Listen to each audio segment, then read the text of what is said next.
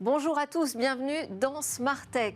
Alors les NFT, ça y est, font leur entrée dans le dictionnaire Le Larousse. Ça va peut-être enfin permettre de mieux comprendre ce que recouvrent ces trois lettres. Pour ma part, je vous propose de vous en faire la démonstration par l'exemple aujourd'hui avec le sujet de l'interview. Rachel Chichportiche, présidente de Danae.io, nous parlera d'exemples très concrets de vente de NFT, notamment dans le domaine de l'art. Et puis, comme tous les jeudis, le cœur de l'émission sera dédié au débrief de l'actualité tech. On va bien évidemment le consacrer en grande partie à la conférence annuelle de Google pour parler de ses nouveautés logicielles et matérielles. Mais on parlera aussi, on évoquera cette idée de la fin des mots de passe avec une alliance entre Apple et Google, Microsoft, qui va accélérer les choses. Et puis, on fera un focus sur deux startups françaises qui cartonnent en ce moment. Et enfin, on conclura Smart Tech avec notre rendez-vous mobile business. On reviendra là sur la manière dont Google renforce la sécurisation d'Android. Mais tout de suite, donc, place à l'interview. On va parler de ces NFT, comment les artistes s'en emparent.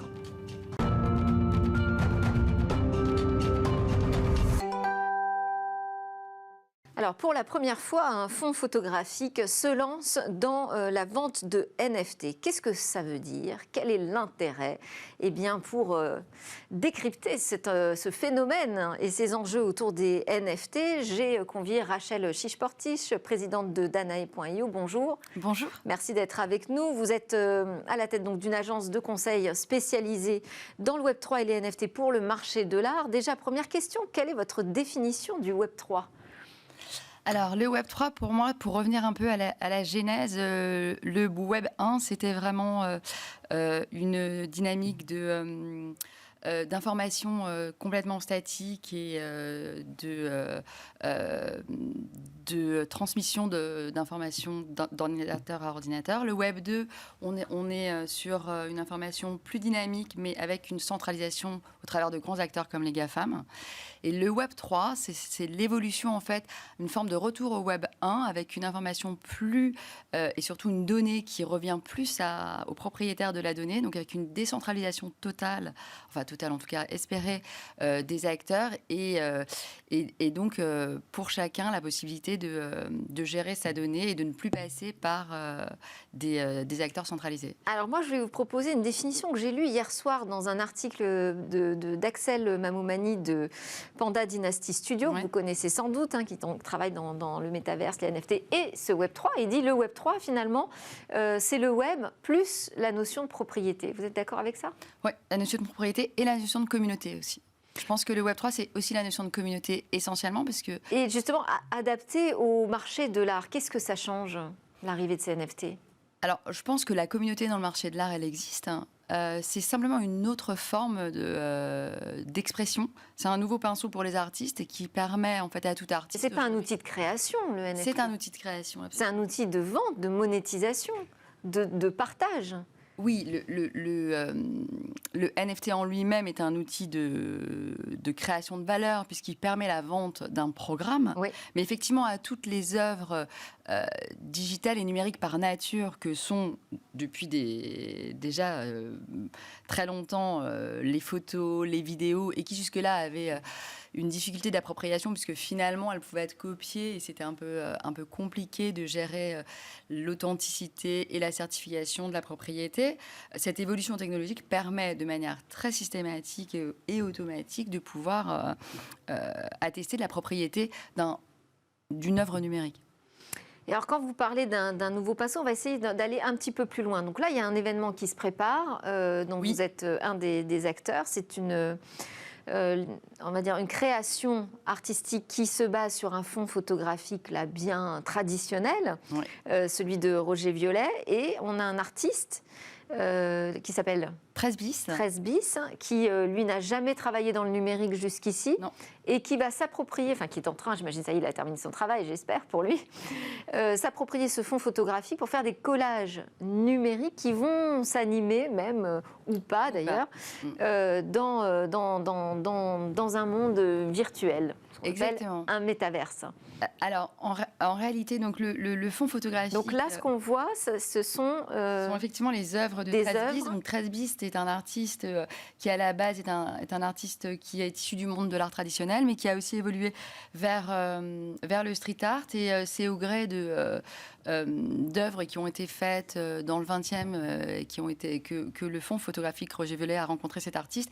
Et donc quand on leur a proposé... Donc là on voit une animation. Voilà, donc là on voit une œuvre qui a été animée en collaboration avec l'artiste. Et comment est réalisée l'animation à partir de la photo ? C'est une équipe de motion designers qui main dans la main avec l'artiste, vont réaliser sa volonté sur... Donc c'est lui qui décide ou qui choisit le mouvement ? Absolument. D'accord, c'est pas automatisé, c'est pas décidé par une intelligence artificielle ? Du tout, c'est vraiment un service à la carte et très sur mesure et qui est réalisé au gré de la volonté de l'artiste. Mais là, on est donc sur ce que j'essaye de comprendre, c'est que là, cette œuvre qui part donc d'une photographie statique, dont il a tiré une nouvelle création, absolument. Elle va être vendue sous forme de NFT. Qu'est-ce que ça change pour lui que ce soit vendu sous forme de NFT ?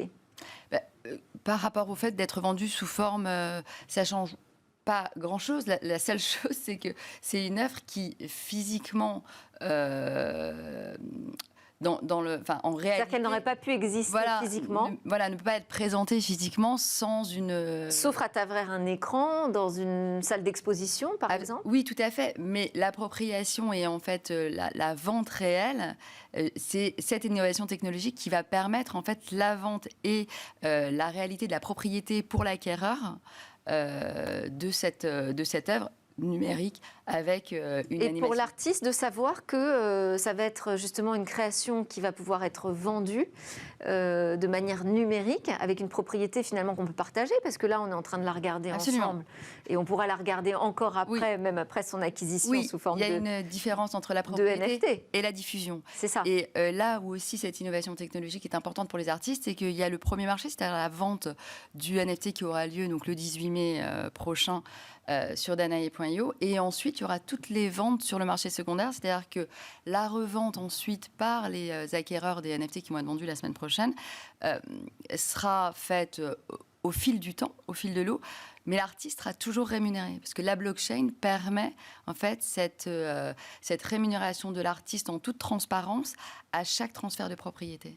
Mais est-ce que ça donne plus ou moins de valeur finalement à l'œuvre ? Est-ce qu'elle en est plus grand public, vous voyez ce que je veux dire, moins élitiste ? Je pense qu'elle participe à une forme de démocratisation de l'art et en tout cas, elle s'adresse aussi à une audience un peu différente de celle des galeries d'art traditionnelles où parfois il est compliqué d'entrer, il est compliqué aussi par manque de connaissances de se confronter à ce monde un peu policé.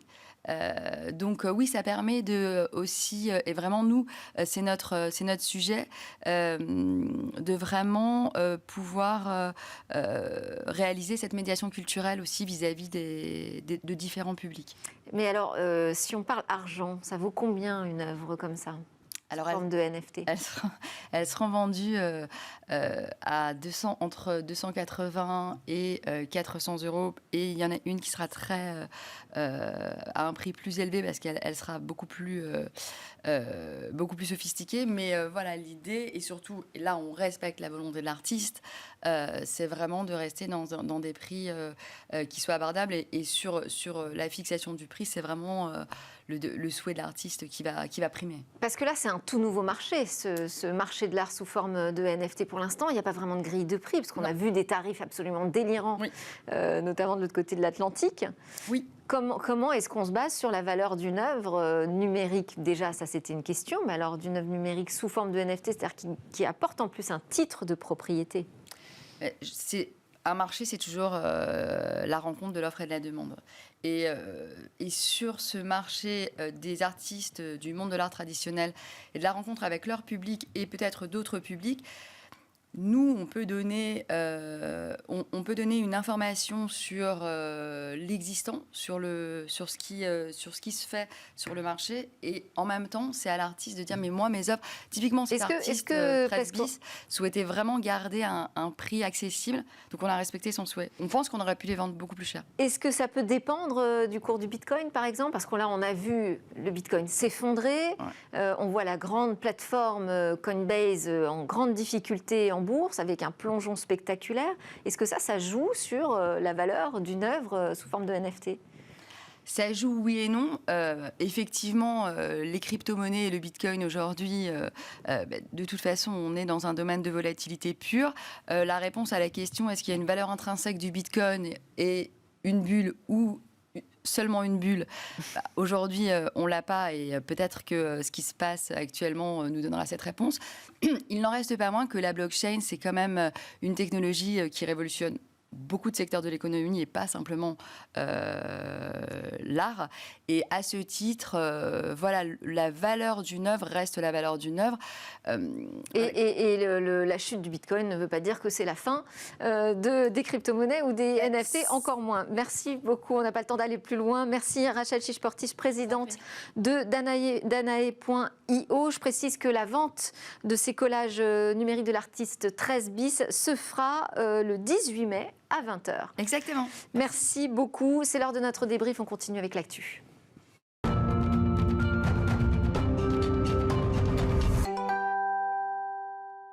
On commente l'actu aujourd'hui avec Romain Heuillard, journaliste indépendant, Alain Staron, président cofondateur d'Artifil. Bonjour à tous les deux, fidèles de Smartech, merci beaucoup. Et nous avons un invité spécial avec nous en visio aujourd'hui. Il s'appelle Marek Kalnik, il est cofondateur et directeur technique de BAM, entreprise spécialisée dans le développement mobile. Pourquoi est-il avec nous? Eh bien parce qu'on va commenter la Google I.O., la grande conférence annuelle de Google qui nous permet de découvrir des nouveautés logicielles, mais aussi matériel. Bonjour Marek Kalnik, merci d'être connecté et de commenter avec nous cette actualité aujourd'hui. Peut-être Romain, on peut démarrer ensemble, ce que vous avez retenu principalement déjà de cette grande conférence de Google. Déjà, c'était très dense. Moi, j'ai eu un peu mal au crâne. Et puis, un petit commentaire aussi sur la forme. Ces derniers temps, on a été habitué à des conférences d'Apple sans public, mais du coup, très mise en scène. Là, la Google I.O., c'est en public, en journée, avec un éclairage un peu bizarre. Et personnellement... ça fait du bien, non ? Je suppose que les gens qui sont sur place, ils aiment bien. Mais moi, en tant que journaliste qui regarde depuis derrière mon écran, je préfère les conférences Apple, beaucoup plus mises en scène. Ah là là là là, Romain, voyons. Sinon, il y avait deux grandes lignes de l'intelligence artificielle et puis un grand retour de plein de produits Google Pixel. Tout, voilà. On commence peut-être par les produits. Enfin, Alain, peut-être un mot déjà sur la conférence ? Pareil. Beaucoup de choses et des choses très perturbantes. Oh, commençons par le perturbant alors, Alain. Non, il y a de Qu'est-ce qui vous a perturbé ? Tout ce qui est IA. D'accord. Bon, alors on va commencer par l'IA. Vous me faites changer mon programme, mais c'est pas grave. Non, mais... Ok, allons-y. Alors sur l'IA, donc beaucoup d'annonces avec des nouveaux services. Et on pourra même tester, expérimenter ce qui est capable de faire une intelligence artificielle. Oui, ça c'est Alain. Oui, c'est le cadavre. Allez Alain. Le cadavre exquis simplifié. Un cadavre exquis, normalement, on ne sait pas ce qui s'est dit juste avant. Donc là, maintenant, je raconte une phrase, l'IA me donne la phrase suivante, et on enchaîne comme ça. Et puis, je peux aussi poser des questions sur une thématique donnée. Et si un jour, à un moment, je m'éloigne de la thématique, l'IA me remet dans la thématique. Bon, c'est marrant. C'est pas forcément, comme c'est très ouvert, c'est pas forcément besoin d'être très précis. C'est créatif, donc on peut tolérer beaucoup de choses, mais Pinchard lui-même dit que ça peut être très offensant. Et donc il l'ouvre sous forme de test kitchen, à la cuisine où on teste, en disant il y a tout ce qu'il faut pour prévenir quand ça se passe mal. Donc qu'est-ce qu'il fait ? Il essaye d'entraîner une IA sur des sujets humains qui sont les plus complexes à faire apprendre à une IA quelle qu'elle soit. Je pense que là, on est à la limite. Pour préciser, donc il y a Imaginit. Oui. Donc là, c'est une IA qui va s'occuper de raconter une histoire. Alors non, là, c'est vous qui écrivez la première phrase et l'IA écrit la suite dans Imaginit. Il y a Talk About It, où là, effectivement, c'est l'IA qui démarre une conversation et ensuite on peut commencer à lui poser des questions et si on dévie du chemin, elle nous ramène sur le sujet principal.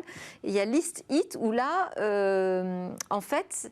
moi je trouve ça génial, c'est-à-dire que l'IA va nous indiquer la liste des tâches à accomplir pour mener à bien un projet. Oui. Bon, c'est assez magique. Commercial des trois. Mais c'est vrai que moi je pensais que vous alliez réagir au fait que finalement c'est une plateforme d'expérimentation, on va encore servir à alimenter l'intelligence des logiciels de Google. Bien sûr, avec la limite, je pense que là on est à la limite de l'IA dans cette technologie qu'on connaît aujourd'hui. Je pense que ça va être très très compliqué d'apprendre toutes les subtilités mondiales sur chacune des idées qu'on peut avoir. Et je pense qu'on est à la limite de l'IA d'aujourd'hui. Il faut le nouveau changement de paradigme qu'on en a eu il y a déjà 10 ans, 10-15 ans. Voilà. Ça, toute cette partie, c'était assez futuriste. Moi, ce que j'ai beaucoup retenu, c'est ce qui va arriver un peu plus proche, mais qui est... on est en chemin vers ce genre d'IA qui va vraiment très loin. Globalement, en fait, Google, ce qu'ils font, c'est qu'ils sont très forts sur la reconnaissance vocale, sur la synthèse vocale et sur le langage naturel. C'est là-dessus qu'ils avancent beaucoup. Et une chose, moi, que j'ai notée, c'est la capacité que va avoir l'assistant Google, donc on a déjà aujourd'hui sur nos smartphones, à comprendre et en tout cas à ne pas s'arrêter tout seul quand on fait des hésitations ou quand on a des imprécisions. On a eu l'exemple de quelqu'un qui demandait à jouer une musique sur Spotify, et il fait des pauses. Il y a l'assistant Google qui lui signale qu'il attend toujours la suite, alors que jusqu'à aujourd'hui, il s'arrête et on doit recommencer et ça plante, quoi. Et la personne demandait, ne se souvenait pas du nom entier du groupe, et l'assistant Google pourtant comprend. Ça, je trouve ça génial, puisque je pense que ça va aider à populariser les assistants vocaux, qui aujourd'hui encore, moi j'ai beaucoup de gens dans mon entourage qui me voient mettre des minuteurs en 1 seconde sur mon téléphone et qui, eux, vont toujours lancer l'application à la main, ne veulent pas utiliser les assistants vocaux parce que voilà, ils hésitent, ils ne savent pas comment la commande et ça s'arrête. Je pense que ça va vachement aider à pousser ces services. Et puis il y a sur la reconnaissance visuelle aussi, parce que Google travaille dessus depuis très très très longtemps. Là aussi, ça promet d'avoir des avancées assez spectaculaires. Il y a un service moi qui m'a beaucoup plu, c'est Scene Exploration, où on est dans un rayon dans un supermarché. Ouais. Il y a 20 tablettes de chocolat. Moi, je déteste ça. Le chocolat ou les vins ? Le chocolat, j'aime beaucoup, mais quand on a 20, je déteste parce que c'est impossible de trouver le bon produit. Et là, donc, avec votre smartphone, en réalité augmentée, vous pointerez vers le rayon. Et alors que vous êtes dans un magasin que Google n'a jamais vu, il va reconnaître individuellement les produits et vous pourrez lui demander un produit gluten-free. Contenant des noisettes, il va retrouver tout de suite la tablette avec les noisettes. Ça, c'est très impressionnant. Effectivement, c'est un mélange de plein de technologies, dont la vision par ordinateur. Est-ce qu'on peut... peut-être la disruption en perspective des agences publicitaires. Si vous faites confiance à votre téléphone pour choisir le produit à votre place, quid du packaging, quid du truc alléchant, quid de... Moi, je suis le contraire de vous. Moi, j'adore regarder toutes les tablettes de chocolat et me laisser tenter par un truc que j'avais jamais vu. Mais si c'est l'engin, la machine qui fait ça, vous ne parlez plus aux humains, vous parlez à un algorithme. Donc vous, en tant que packager, de développeur de packaging de produits, de mise en scène, de mise en présentation, etc., c'est plus du tout le même métier. Ce métier risque de disparaître. On a parlé pour plein d'autres raisons. C'est un premier filtre. Après, je peux choisir le packaging plus joli que l'autre sur la noisette. Mais on en est aux prémices. C'est vrai que c'est quelque chose à prendre en compte. On en est aux prémices. Ça prendra 10 ans, 20 ans. Mais si vous êtes à la tête d'une agence de pub que vous voulez pérenne, c'est-à-dire que vous voulez être encore là dans 50 ans, voilà. Si vous raisonnez à l'échelle d'un mandat de 5 ans, pour l'instant, il n'y a rien à faire. Mais si vous êtes propriétaire de votre agence et que vous dites comment je fais pour être là dans 50 ans, pour mes enfants, mes petits-enfants, il faut commencer à réfléchir à ne plus parler à des humains, mais à parler à des algorithmes. Ouais. Et c'est la droite ligne du machine-to-machine, des transactions machine-to-machine. C'est votre lave-linge qui commande la lessive. Vous n'êtes plus dans la boucle. Alors, je vais quand même donner la parole à encore un être humain, à Marek, parce qu'on ne l'a pas encore entendu. Merci d'avoir patienté. Marek, votre réaction sur toute cette actualité autour de l'intelligence logicielle ? Ce que je trouvais passionnant, c'est la manière dont Google essaye de nous amener la tech à la maison et la rendre plus accessible. L'IA, en fait, toute la première partie, elle servait à valoriser pourquoi l'IA c'est bien. Et on avait des informations sur le nombre de langues traduites, le mapping de maisons en Afrique, l'effet comment l'IA nous aide à éviter les biais par rapport à la couleur de la peau. Et en fait, une bonne partie de la conférence était là pour limiter les freins qu'un humain peut avoir par rapport à l'IA. Et en fait, on voit une stratégie, même avec le Google Home et ce genre de matériel, en effet, enlever les freins psychologiques qu'on a aujourd'hui jusqu'à l'utilisation de ce type d'outils. Donc, je pense que, en effet, si on parle plus long terme, comme dit Alain, Google essaie aujourd'hui de clairement se positionner là-dessus en tant que fournisseur d'informations, surtout, partout, en tout moment, ce qu'ils appellent ambient computing. Et leur frein principal, c'est l'utilisateur, c'est l'humain. Eh oui, donc grosse campagne pour nous rendre l'IA utile, sympathique. Vous savez que maintenant, Nest, il suffit de le regarder, il n'y a plus besoin de dire OK Google. Il suffit de le regarder pour qu'il vous parle. Ça veut dire quoi? Ça veut dire qu'il vous regarde tout le temps. Vous avez envie de ça. Il nous écoutait déjà tout le temps. Oui, mais maintenant, il nous regarde. Il y a aussi les quick phrases où vous pourrez faire certaines commandes sans le OK Google. Désolé à tous ceux chez qui j'ai activé l'assistant. Pour tout ce qui est, en fait, toutes les choses, toutes les commandes où, a priori, vous n'allez pas vous adresser comme ça à un humain. Donc tout ce qui est maison connectée, minuteur par exemple, toutes ces choses-là. Donc c'est vrai que voilà, il devient omniprésent. Enfin. Alors, parce que le temps file, on va quand même s'intéresser à la partie matérielle. Il y a eu aussi beaucoup d'annonces. Est-ce qu'on peut commencer peut-être par la montre Pixel Watch? La Pixel Watch. Ouais. Plutôt sur un design très classique finalement. À contre-pied d'Apple, ils l'ont fait ronde et en acier, alors que chez Apple, la base, on est en aluminium et carré. Ouais. On retrouve quand même du Fitbit derrière, Fitbit qu'ils ont racheté. Donc visiblement, pour l'instant, la symbiose a l'air de fonctionner. Les montres sont beaucoup utilisées, il me semble, en tant que capteur d'activité. Et là, vraiment, oui, ça a été une grosse partie de l'annonce, sachant que ce n'est qu'un aperçu, on ne sait pas encore grand-chose de cette montre. Et c'est visiblement un vrai focus, effectivement, sur la partie sport avec Fitbit. Plusieurs choses sur la Pixel Watch. Déjà, les montres, Apple, à lui tout seul, faisait en 2019, en volume, 2 fois le total des montres suisses. Il faut aujourd'hui 30% de part de marché, donc il y a probablement plus de 100 millions de ventes de montres qui sont vendues chaque année. C'est encore petit par rapport au smartphone, mais ça grimpe très vite, on est à un dixième. Donc c'est un marché sur lequel il faut l'aller. Très bien. Donc la Pixel Watch y va, sauf qu'elle est exclusive verticale dans le système Google, quand Apple est exclusive verticale dans le système Apple. Donc là, on a vraiment une vraie séparation des choses. Donc vous choisissez votre camp, quoi. Vous n'avez pas le choix. Alors, qu'est-ce qui va se passer? Comme dans les smartphones, c'est iOS ou Android. Et Android étant quand même un domaine un petit peu plus large, puisqu'il y a beaucoup de fabricants. Alors, qu'est-ce qui va se passer quand on va parler des applications? Moi, j'aimerais bien que nos amis du DMA et du DSA se réveillent, parce que sur Google Maps, la régulation européenne, vous voulez dire? Oui. Quand vous faites votre itinéraire sur Google Maps, vous pouvez acheter votre billet que vous trouvez dans votre montre. Voilà. Et donc là, vous avez verticalisé un super service. Si vous ne l'avez pas, vous êtes dans un désert, vous êtes de 4e zone, comme le disait Google. Mais enfin, ça veut dire que c'est Google qui maîtrise tout de bout en bout. Et donc à un moment, il faut se poser la question d'à quel moment ils ouvrent les portes pour que... ça dit Maps, on peut le retrouver sur son iPhone aussi. Oui, mais après, Google Wallet, etc. Donc il va falloir qu'on s'assure bien que toutes les briques soient ouvertes à chaque moment. Google pousse toujours l'expérience ultime. J'ai pas rien à faire, tout est automatique, mais c'est une expérience fermée. Alors là aussi, je voulais donner la parole à Marek sur cette question, parce que là, c'est du logiciel, c'est vraiment votre registre chez BAM. Vous attendiez plus de précision sur la partie kit de développement, j'allais dire, pour la montre, par exemple? Pour la montre, pas vraiment, parce que en fait, il y avait déjà pas mal de feeds, mais on ne s'attendait pas à une grande innovation sur la montre. Ce qu'on attendait... parce qu'il y a quand même un OS qu'on attend, un nouvel OS qu'on attend depuis longtemps, qu'on appelle Fuchsia, qui est censé devenir beaucoup plus universel que Android, justement. Et ça, pour l'instant, il ne s'est rien dit à ce sujet. Oui, ça, pour le moment, on n'a eu aucune nouvelle. Et en fait, j'essaie de lire entre les lignes dans les messages. Est-ce qu'il y a quelque chose qui ressort? Toujours, Google est assez succinct sur le sujet depuis que l'OS a vu le développement. Ce qui est, je pense, assez rassurant par rapport à cette vision-là, et qui est importante pour nous, pour le développeur, une vision trans-device, transverse, qui permet, avec un minimum du code, de déployer sur un maximum de devices.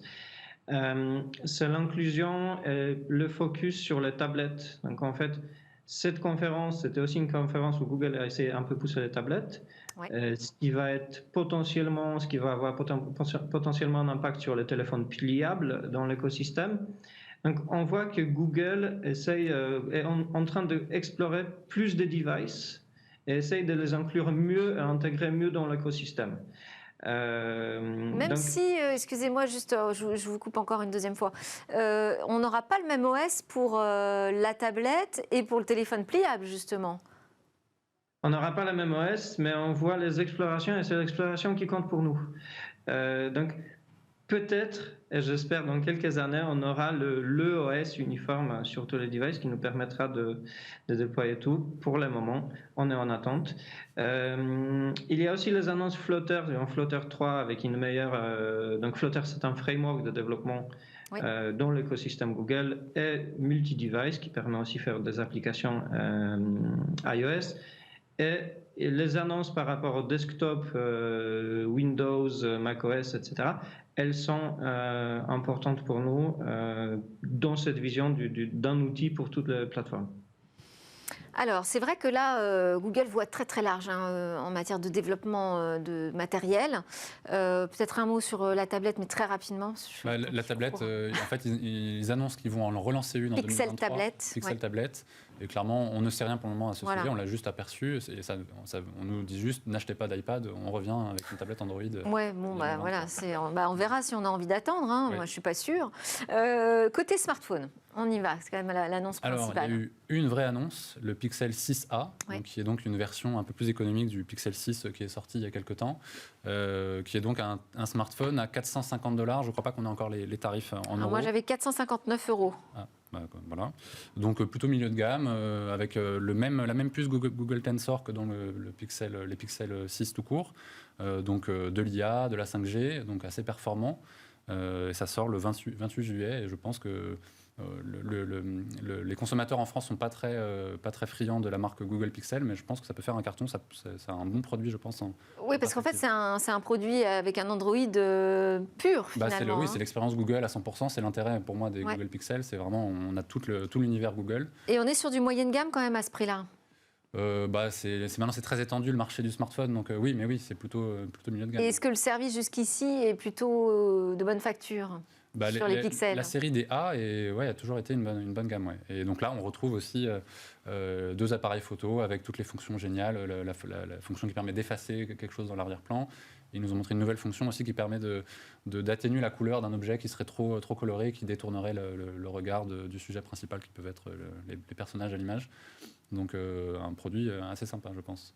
Et on a eu un aperçu, ils nous annoncent qu'ils vont présenter au mois d'automne, à l'automne, des nouveaux Pixel 7 et 7 Pro, avec un nouveau Google Tensor encore plus puissant, mais on n'a pas beaucoup plus de détails pour le moment. Qu'est-ce que ça veut dire ça pour une marque comme Google qui annonce beaucoup de choses finalement, mais que pour l'automne, très en avance Alain?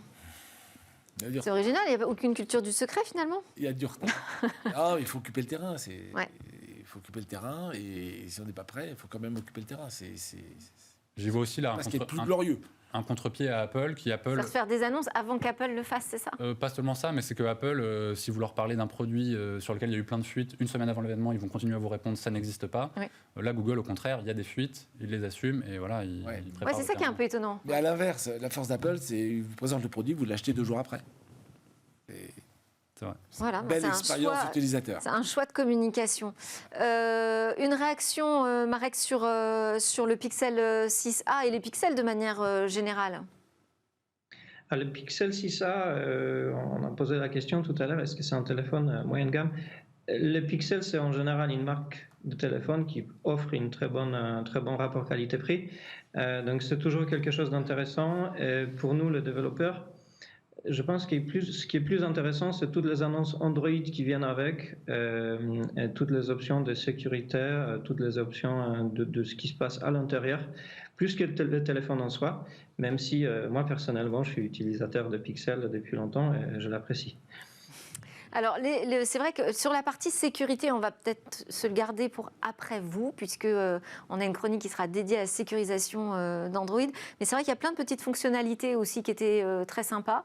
Moi, j'avais noté par exemple sur Google Docs la possibilité d'afficher un résumé du document qui est ouvert tout en haut de la page. Sur Maps, calculer ses itinéraires en consommant le moins de carburant possible. Oui, ils ont annoncé effectivement qu'ils allaient étendre cette fonction de calcul d'itinéraire. Alors, un exemple, c'est ils vont vous proposer par exemple un itinéraire qui dure 3 minutes de plus, qui va vous faire économiser 20% de carburant. C'est une bonne chose. Ils ont en même temps annoncé qu'ils avaient activé 1 milliard de smartphones Android en 2021, donc il y a un petit décalage, mais en tout cas, ça reste une fonction, pourquoi pas. La proposition est intéressante. Bon, et le nouvel Android, donc Android 13 il m'a semblé que il n'y avait pas beaucoup de fonctions très fortes. Ouais. J'ai l'impression qu'ils sont passés assez vite dessus. Voilà, c'est une évolution assez itérative d'Android 12 qui est actuellement sur le marché. Alors, c'est une bêta 2 pour l'instant, qu'on peut quand même télécharger. Bêta, oui. Ouais. C'est une première bêta ou une deuxième? Marek sera sans doute à vérifier. avec moi. On enchaîne avec, on va devoir aller très très vite, peut-être la fin des mots de passe, donc annoncée par une alliance entre Apple, Google et Microsoft. En fait, ils sont regroupés au sein de l'alliance FIDO et ils nous disent qu'ils vont s'engager à prendre en charge un moyen d'authentification qui se passe du mot de passe sur tous les navigateurs et tous les matériels. Là, ça devient concret quand même, la disparition des mots de passe. Alain. Tout à fait. Enfin, j'ai un peu ça chez ma banque. En fait, on utilise le téléphone comme générateur de clés qui authentifie la personne. Il ne faut pas vous faire voler votre téléphone. En tout cas, si on fait voler, il faut que le téléphone soit suffisamment sécurisé. Il faut pas qu'on puisse ouvrir quelqu'un d'autre. Alors après, pour les paiements, il faut une double ou triple d'ailleurs authentification. Oui. Là, en revanche, ce qui va changer, c'est que pour s'authentifier sur un site, une seule authentification sera utilisée, sera un capteur biométrique. Donc, gloire à la biométrie, en fait, Romain. La biométrie, il y a des gens à qui ça fait peur. Les études ont montré jusqu'à présent que c'était quand même c'est bien sécurisé. Il y a eu notamment dans l'univers Android, des gens qui ont voulu faire de la détection de visage ou de capture d'empreintes digitales un peu plus vite que les autres et ça a posé des soucis. Mais chez les grandes marques, et puis là, maintenant, c'est arrivé à maturité, Face ID, Touch ID et les équivalents sur Android, c'est fiable aujourd'hui. Et très sécurisé, c'est dans des enclaves très fermées. Donc, ce n'est pas trop un sujet. Est-ce que ça va changer quelque chose du côté de l'écosystème applicatif, la prise en compte de ce nouveau standard finalement d'authentification par les trois géants, Google, Microsoft, Apple? Ce standard d'authentification, c'est une suite de développements qui ont déjà eu lieu dans l'écosystème. On a vu il y a quelques mois, l'année dernière, on a vu Apple qui a introduit Apple ID. C'est deux choses qu'on accueille, avec plaisir parce que ça nous enlève une partie du travail aussi qui est une partie importante, la sécurisation de login, avec des solutions qui sont beaucoup plus sécures pour les utilisateurs que ce qui serait fait avec les mots de passe. Donc on l'accueille avec plaisir.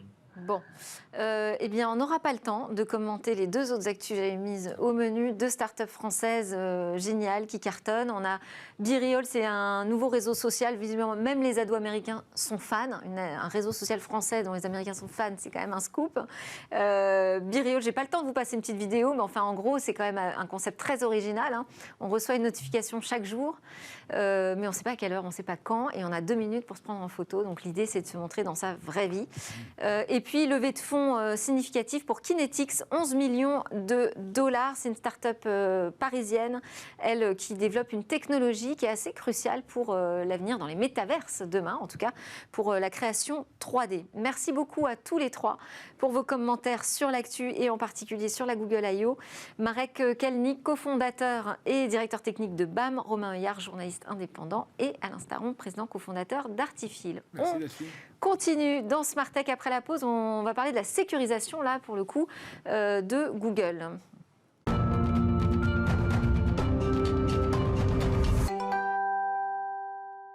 Vous êtes bien sur le plateau de Smart Tech que vous regardez sur la chaîne Bismart. On est à 11h en direct.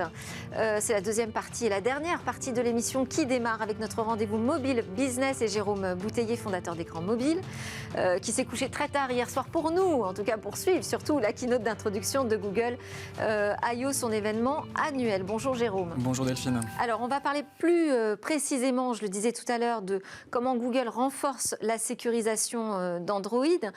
On a rappelé que la firme de Mountain View avait développé vraiment beaucoup de produits, mais là on va vraiment mettre l'accent sur le renforcement de la sécurisation.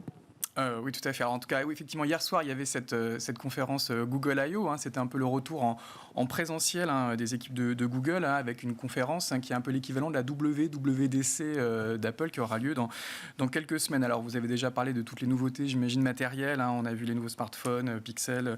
On n'a pas eu le temps de parler des pods, mais... Alors, voilà, les oreillettes Pixel Buds, la Pixel Watch, la Pixel Tablet, une démonstration aussi assez intéressante de lunettes avec traduction automatique.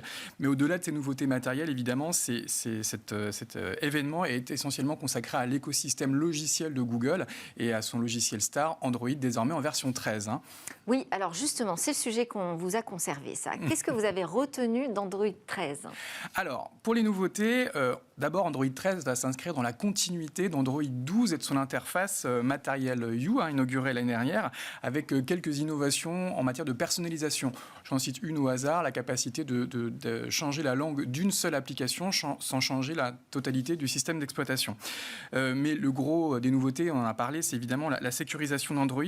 Et Jen Fitzpatrick, la Madame Sécurité de Google, était hier sur scène pour annoncer d'ailleurs un plan d'investissement de près de 10 milliards de dollars pour renforcer la sécurité des terminaux et des services de Google, notamment sur Android. Alors parmi les innovations, on peut mentionner la généralisation de l'authentification à double facteur, un meilleur contrôle de l'accès à la mémoire du smartphone par les éditeurs d'applications. Si par exemple vous partagez des photos, vous ne partagerez désormais que les photos, ils n'auront pas accès à d'autres informations personnelles, ou encore un SDK runtime qui va permettre de dissocier les mises à jour d'une application de ces petits logiciels tiers qui fonctionnent souvent en tâche de fond. Donc des initiatives qui vont évidemment renforcer la sécurité de cette plateforme.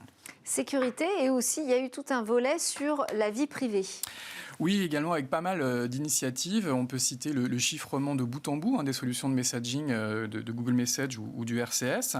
Également dans une logique de renforcement de la vie privée, les notifications sur Android qui vont désormais adopter le principe de l'opt-in, comme ce que fait déjà Apple sur iOS. Donc l'abandon de l'opt-out. Désormais, il faudra réellement s'inscrire pour recevoir les notifications. Mais le gros des changements en matière de vie privée concerne la Privacy Sandbox, une technologie dont vous avez déjà dû entendre parler pour le web, puisqu'elle est annoncée en 2023 sur Chrome. Et Google a décidé de la décliner également dans l'univers Android. Et ça devrait révolutionner notamment les usages publicitaires sur les smartphones Google. Alors concrètement, Google veut abandonner les identifiants publicitaires, abandonner les cookies tiers sur le web, mais également abandonner les advertising ID au sein des applications, au profit de nouvelles approches qui devraient combiner ciblage contextuel et cohorte anonymisée. Alors c'est beaucoup plus ambitieux en fait que ce que propose Apple ou même le RGPD de Bruxelles, qui se limite à un durcissement des règles du consentement, mais qui peuvent continuer à faire un ciblage individuel. Là, avec l'ambition de Google, c'est potentiellement la fin de toute forme de ciblage publicitaire individuel au nom du respect de la vie privée. Et Android, c'est toujours un OS qui domine le marché. Alors, on va fêter l'année prochaine les 15 ans d'Android. C'est un logiciel qui avait été présenté à peine quelques mois après l'iPhone d'Apple. Et en 15 ans, évidemment, c'est un logiciel qui a connu un succès formidable, notamment grâce à des grands constructeurs comme Samsung, Xiaomi ou Huawei qui l'ont adopté. Et selon une étude StatCounter, aujourd'hui, Android représente 42% de l'ensemble des systèmes d'exploitation sur Terre. On est à peu près à 29% pour Windows, plutôt sur les PC, et 17% sur iOS. Néanmoins, malgré cette domination d'Android acquise en moins de 15 ans, c'est une part de marché qui a tendance à reculer. Selon une autre étude réalisée par Stock App, elle serait passée d'environ 77% sur le seul segment des smartphones en 2018 à peine 70% aujourd'hui. À l'inverse, iOS d'Apple progresse et aujourd'hui on sera à peu près à 25% au niveau mondial et même à plus de 50% en Amérique du Nord. La bataille n'est pas terminée. Comment vous voyez le futur d'Android, Jérôme ? Alors, tout comme Microsoft et Apple, Google va sans doute devoir rationaliser un écosystème logiciel qui est aujourd'hui pléthorique. On a Android qui existe en différentes générations, et la dernière étant la 13 qui sera lancée là, dans quelques mois. Mais il y a également Chrome OS qui est plutôt présent sur les ordinateurs portables, également Wear OS dont ils ont beaucoup parlé hier pour l'IoT et les montres connectées. Et il y a encore quelques années, Google communiquait sur Fuchsia OS, un OS qui devait un peu faire fusionner Android, Chrome OS. Et j'ai bien écouté hier, j'en ai pas entendu parler, j'ai pas non plus vu d'atelier sur Google I.O. qui mentionnait Fuchsia OS. Voilà, court terme, à moyen terme, l'avenir de Google passera en tout cas par Android. Et clairement, le renforcement de la sécurisation de cette plateforme va lui permettre de mieux rivaliser avec Apple et ses iPhones qui ont fait, on le sait, de la sécurité et du respect de la vie privée des éléments forts de différenciation. Absolument. On enchaîne avec les autres news du secteur mobile. Apple Pay, justement, on en parlait d'Apple. Apple Pay qui est dans le collimateur de Bruxelles. Oui, la Commission européenne a officiellement accusé Apple de pratiques anticoncurrentielles parce qu'ils utilisent la puce NFC de l'iPhone uniquement pour leur seule solution de paiement Apple Pay. Alors, c'est une situation que dénoncent les grandes banques françaises. On prend une application comme Payly, par exemple, elle peut utiliser le NFC des smartphones Android, mais elle ne peut pas utiliser le NFC des iPhones. Et d'ailleurs, Apple réclame une commission à ces mêmes banques pour l'utilisation d'Apple Pay. Alors, pour faire plier Apple, Bruxelles devrait s'appuyer sur le futur Digital Market Act, qui devrait être publié l'année prochaine en 2023 et qui prévoit des amendes records qui, dans le cas d'Apple, pourraient représenter plusieurs dizaines de milliards de dollars. Bon, c'est pas pour tout de suite en tout cas. Deuxième actu, Meta qui accélère dans les lunettes connectées. Oui, Meta, la maison mère de Facebook, a débuté mi-avril la commercialisation de ces Ray-Ban Stories, vous savez, des lunettes connectées avec des petits haut-parleurs et des petites caméras qui ont été conçues avec le géant franco-italien Essilor-Luxottica. Mais apparemment, la firme de Mark Zuckerberg a beaucoup d'ambition dans le domaine des lunettes connectées, puisqu'il devrait lancer probablement dès l'année prochaine un système avec vision tête haute, donc des informations contextuelles dans le champ de vision. Et dès 2024, on pourrait avoir de véritables lunettes en réalité augmentée. C'est une indiscrétion de The Verge. Et c'est des lunettes qui pourrait ressembler au HoloLens de Microsoft ou au Spectacles 4 de Snapchat, qui enrichirait donc notre champ de vision de véritables hologrammes. On termine avec le retour réussi de Honor sur le marché des smartphones. Oui, Honor, c'est une marque chinoise de smartphones qui appartenait il y a quelques années au groupe Huawei et qui avait été durement sanctionnée par Donald Trump en leur coupant l'accès à pas mal de technologies américaines, notamment les services de Google. Et la marque chinoise s'est réinventée, elle a pris son indépendance vis-à-vis de Huawei, elle a réussi à faire lever les sanctions américaines, elle a réussi à un formidable comeback sur le marché des smartphones, notamment sur le marché chinois. Il y a une étude Canalys qui dit qu'ils ont connu une croissance de 200% l'année dernière et qu'ils se sont directement hissés à la première place du marché, 20% de part de marché devant Oppo, Apple, Vivo ou Xiaomi. Donc attention au comeback de Honor. Merci beaucoup Jérôme Bouteiller, fondateur d'Écran Mobile. Merci à tous de nous avoir suivis. On pourrait terminer aussi en disant au revoir à l'iPod puisque c'est la fin annoncée par Apple de sa production. On se retrouve dès demain pour de nouvelles discussions sur la tech et avec une grande interview aussi.